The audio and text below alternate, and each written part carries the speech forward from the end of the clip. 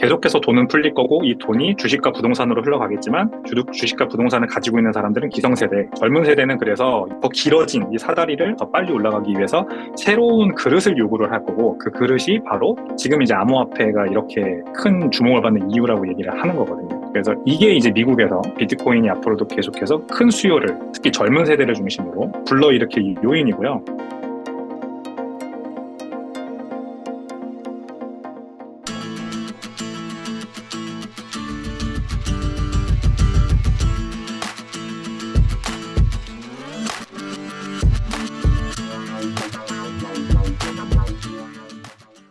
많은 분들이 미국에서 이제 현물 ETF 상장되면서 이제 기관 자금이 들어올 길이 열렸다. 뭐 그렇게 해서 기대감을 많이 갖고 있잖아요. 그게 올해부터는 좀 기관 자금이 이제 들어오기 시작할까요? 네, 기관 자금도 서서히 들어오기 시작할 겁니다. 올해부터. 일단 웨스트 매니지먼트 센터를 운영하는 뭐 JP 모건, 모건 스탠리, 골드만삭스 이런 미국 인베스트먼트 뱅크들이 전부 다 이 비트코인 ETF에 투자할 수 있는 어카운트를 다 네. 가지고 있고 그다음에 이제 본격적으로 오퍼하겠다고 발표한 뉴스 기사들이 막 나오고 있죠, 지금. 네. 얼마 전에도 JP 모건에서도 이제 비트코인 ETF, 웨스트 매니지먼트에서 본격적으로 투자하게 추천하겠다. 이렇게 이제 기사가 나기도 했고. 네. 모건 어, 스탠리였던 것 같아요. 네, 모건 스탠리가 네. 그랬습니다. 그 다음에 저 블랙락 같은 경우에도 자사가 운영하는 펀드가 아예 비트코인 ETF를 담는 것도 발표를 했어요. 네. 그러니까 블랙락이 ETF만 운영하는 게 아니라 뭐 다양한 펀드들을 운영하는데 이 펀드들 중에서 이제 글로벌 대체 투자 자산에 투자하는 그 펀드가 있습니다. 그 펀드가 비트코인 ETF에 뭐 알로케이트를 하겠다. 몇 퍼센트일지는 안 나왔습니다만 네. 그런 이제 발표도 나왔었고 결국 이제 전략적 자산 배분의 관점에서 이제 우리가 좋아하는 레이 달리오 같은 사람들이 맨날 얘기하는 거 강조하는 게 전략적 자산 배분이지 않습니까? 네. 근데 이제 이런 지정학적 위기가 커지고 대체 투자 자산에 대한 수요가 늘어나는 이런 상황에서 기관 투자자들, 이제 고객 자산을 굴리는 거대 기관 운용 펀드들은 당연히 비트코인에 관심을 가질 수밖에 없어요. 근데 현물에 아무래도 투자하는 거는 그 고객 자산을 운용하는 기관 투자자들 입장에서는 좀 부담스럽고요. 네.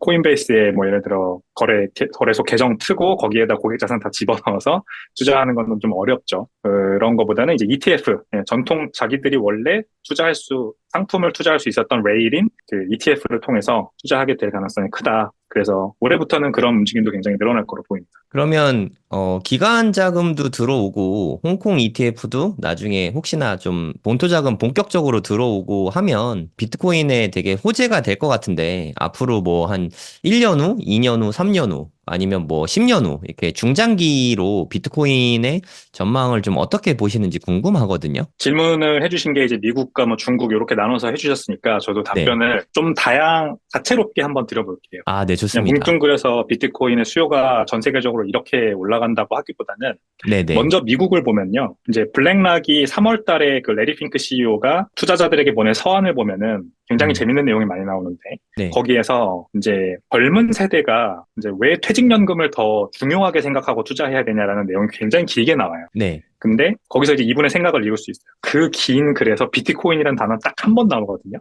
그래서 비트코인에 왜 투자했냐 이거는 사실 알기 어렵지만 네. 간접적으로 봤을 때 이 레리 핑크가 생각하는 앞으로 퇴직연금이 중요해질 이유, 즉 사람의 수명이 앞으로 계속 늘어날 거고 뭐 네. 오젬픽, 뭐 위고비 이런 약들이 나오잖아요. 그러면서 리타이어먼트, 은퇴 나이는 점점 늦춰지고 근데 지금 이제 성장률이 굉장히 전 세계적으로 이제 하락하고 있고 네. 그다음에 인플레이션 때문에 이제 가지고 있는 재산의 가치가 뭐 주식과 부동산에 잘 투자하지 않으신 분들이라면 앞으로도 이렇게 녹록치가 않은 거죠. 자기 재산 가치가 늘어나기는커녕 오히려 현상 유지도 어려운 상황.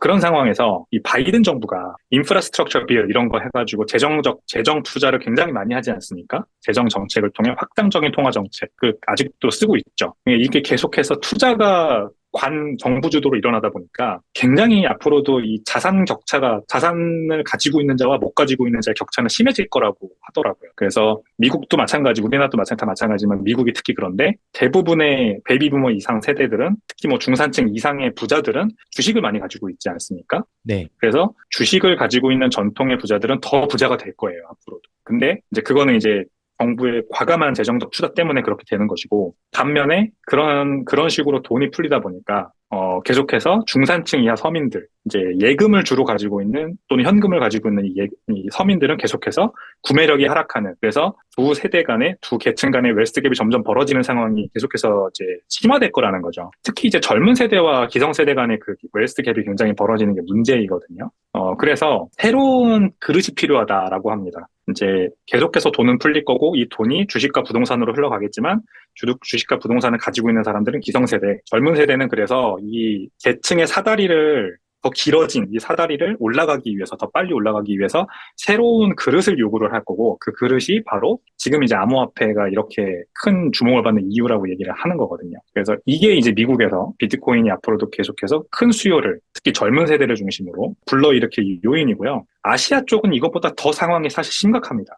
지금 이제 기본적인 배경은 미국과 우리나라, 일본, 중국이 다 똑같고요. 기본적인 배경은 다 똑같으나 우리나라, 일본, 중국은 달러보다 더 디밸류된 커런시, 통화를 가지고 있는 국가들이기 때문에 이 문제가 더 심각한 거예요. 지금 이제 엊그저께죠. 일본 엔화가 40년 내 최저로 가치가 떨어졌죠. 그래서 네. 달러 엔 환율이 지금 160엔까지 갔다가, 달러당 160엔까지 갔다가 조금 이제 일본 중앙은에서 개입해서 떨어졌는데 다시 지금 올라가고 있어요, 환율이. 이게 이제 속도의 차이입니다. 우리나라도 아시죠? 원달러 환율 얼마나 올라갔나요? 지금 네. 1,400원대잖아요.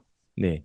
그런 그 속도, 그러니까 일본 엔화가 가장 지금 가파르게 가치가 떨어지고 있고, 우리나라 원화 그 뒤를 쫓아가고 있고, 그 다음에 이제 중국 위안화. 이렇게 되면은 문제가 뭐냐면, 일본 엔화 가치가 떨어지면은 우리나라 중국도 똑같이 그 원화 그리고 위안화 같이 하락 경쟁을 해야 돼요. 안 그러면 수출에서 계속해서 경쟁력이 밀리니까, 수출 경쟁력이 밀리니까.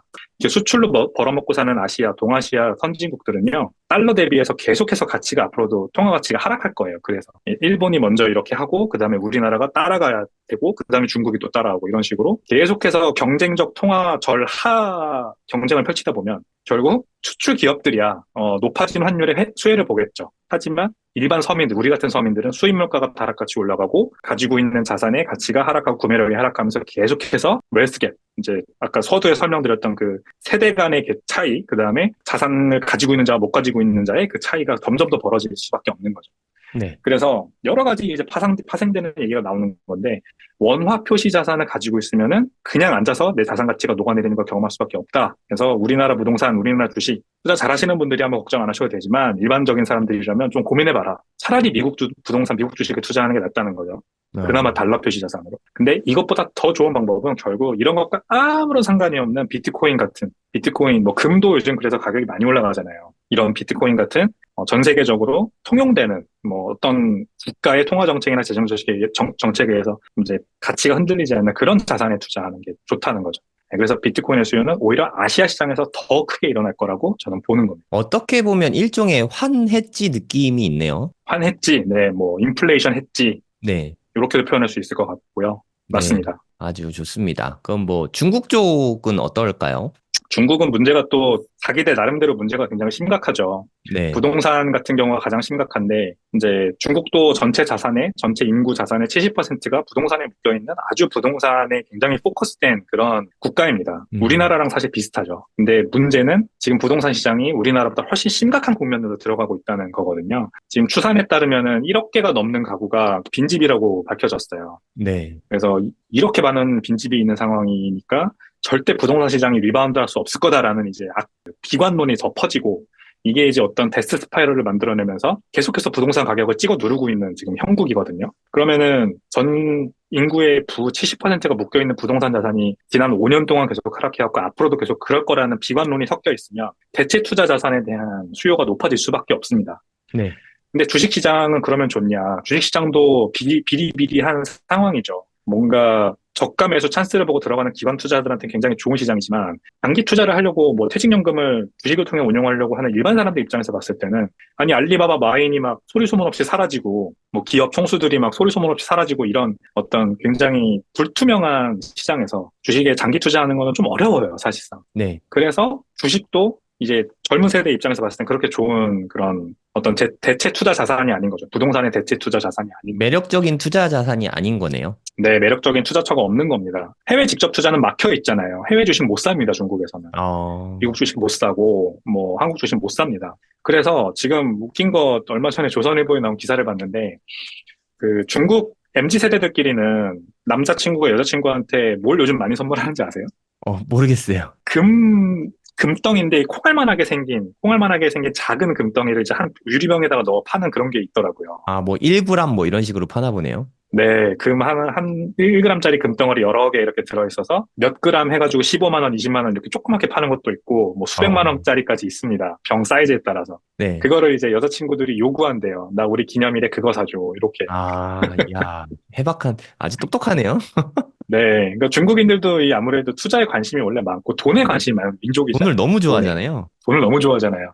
네, 그리고 금도 좋아하고 원래부터. 네. 네, 그러다 보니까 이제 젊은 세대들 사이에서도 뭐, 우리나라에도 유명한 테무 이런 사이트나 아니면 알리바바 이런 사이트에서 그런 것들을 이제 파는 이제 그 머천트들도 많아졌다고 합니다. 약간 히트 상품인가 보네요. 금 관련된 게 선물이. 네, 네. 그걸 받아서 이제 여자친구는 그걸 받아서 가지고 있다가 자기가 원할 때 원하는 디자인으로 이제 녹여서 액세서리를 만들기도 하고 이런 음, 이제 플렉시빌리티가 있다 보니까 더 좋아한대요. 어떤 뭐 시계 선물이나 뭐 반지 선물, 팔찌 선물 이렇게 하는 게 아니라 네, 금덩이를 주면 그거 녹여가지고 내가 만들 수 있으니까.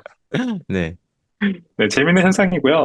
근데 이제 금은 어쨌든 그런 작은 양일 때는 이제 웰스 프리저브가 가능한데 그 양이 커지면 커질수록 금액이 늘어나면 늘어날수록 코스트가 늘어납니다. 네. 보관 비용 늘어나고 굉장히 불편하고 옮길 때 불편하고 진위 여부 판별하기 어렵고 이런 음, 것들이 이제 문제죠. 그래서 아마 비트코인에 대한 수요가 중국에서 굉장히 빠르게 일어날 수 있는 포인트가 바로 이 포인트인 것 같아요. 네. 네, 대체 투자 자산이 없고 대체 투자 자산이라 해봐야 금밖에 없지만 금은 점점 이제 금액 단위가 커질수록 가지고 있기 어려워지니까 비트코인에 대한 음, 수요가 늘어날 수밖에 없는 그런 이제 되게 내부적인 문제 때문에 그런 구조를 가지고 있는 거고 비트코인의 뭐 거래를 완전히 금지했음에도 불구하고 바이낸스랑 OKX 거래량 어디서 일어나는지 보면은 중국이 아직도 10위권 안에 들어올 정도로 네. 굉장히 알아서들 잘 투자하고 있기 때문에 이제 홍콩 ETF가 그래서 굉장히 좀 중요하다 생각합니다. 예, 음, 중국 정책 당국 입장에서도 뭔가 양성화한 방향으로 이거를 투자하게 해주면은 차라리 그게 훨씬 좋은 효과를 불러올 것 같아요. 예, 그들도 분명히 생각하고 있을 거고 그래서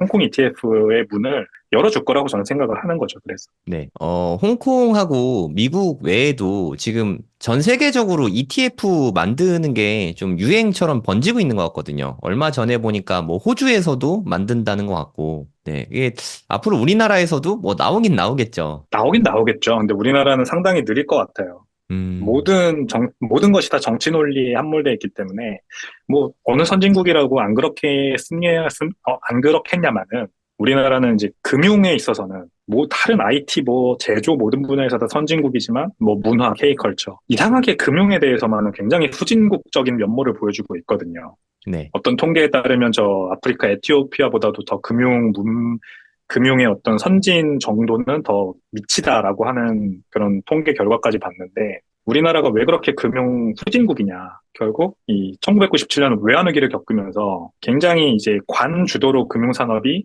끌고 나가지는 그런 형국을 버릴 수가 없는 거예요. 다시 그런 음, 사태를 겪을까 봐. 그래서 금융당국이 은행을 컨트롤하고 은행이 나머지 금융산업을 컨트롤하는 어떤 이런 하이어랄키가 만들어져 있는 게 도저히 뚫을 수가 없는 철옹성처럼 돼 있습니다. 그래서 혁신이 일어날 수가 없어요. 뭔가 새로운 핀테크, 새로운 뭐 암호화폐, 가상자산 이런 게 나오면 일단은 못하게 합니다. 그리고 은행한테 이거 어떻게 할지, 뭐 니네 생각을 말해봐, 가져와봐 이렇게 만들고 은행도 당연히 그런 굉장히 보수적으로 접근할 수밖에 없죠. 잘못했다가는 자기 책임 내버리는데. 그래서 책임이 전가되면 계속해서 전가되면서 이 관에서 책임지는 게 없고 계속해서 밑으로 전가되면서 이 아무것도 혁신이 일어나지 않는 이런 고착화된 상태가 계속해서 이어지는데 그래서 ETF도 뭐 ETF 전에는 일단 우리나라 법인이 가상자산에 직접 투자하게 하겠다라고 하는 공약이나 그다음에 뭐 거래소에 외국인들도 계정 만들 수 있게 하겠다는 공약이나 이런 여러 가지 가상자산 관련 공약이 지난 대선 때도 있었고 음, 그다음에 이번 총선 때도 있었습니다.